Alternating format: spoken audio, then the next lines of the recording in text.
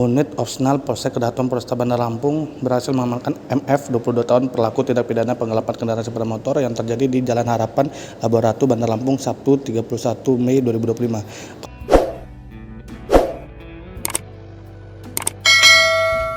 Polsek Kedaton mengatakan pihaknya berhasil mengamankan pelaku tindak pidana penggelapan kendaraan sepeda motor di wilayahnya.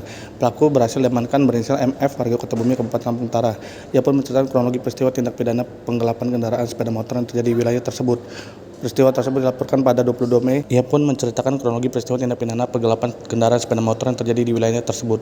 Peristiwa tersebut dilaporkan pada 22 Mei 2025 oleh korban, seorang warga asal Kabupaten Ogan Komering Ulu, Selatan, Sumatera Selatan. Yang menjelaskan pelaku melakukan aksinya dengan modus berpura-pura menjadi pembeli sepeda motor. Saat itu pelaku berpura-pura ingin mencoba motor jenis Honda CR-F 150. Namun bukannya kembali setelah uji coba, pelaku justru melarikan kendaraan tersebut. Setelah menerima laporan korban, pihaknya melakukan penyelidikan. Ia mengatakan korban menemukan motor miliknya di pasar melalui sebuah marketplace daring. Korban lalu memancing pelaku untuk bertemu yang kemudian menjadi momen krusial untuk menangkapnya.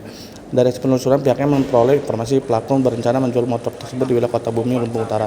Pihaknya kemudian berkoordinasi dengan Polsek Kota Bumi. Hasil kerjasama tersebut, pihaknya berhasil mengamankan pelaku di wilayah tersebut.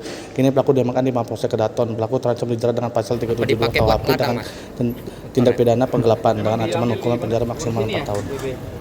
Kita mendapat informasi test drive mau pembelian motor ini, kemudian waktu test drive dibawa kabur.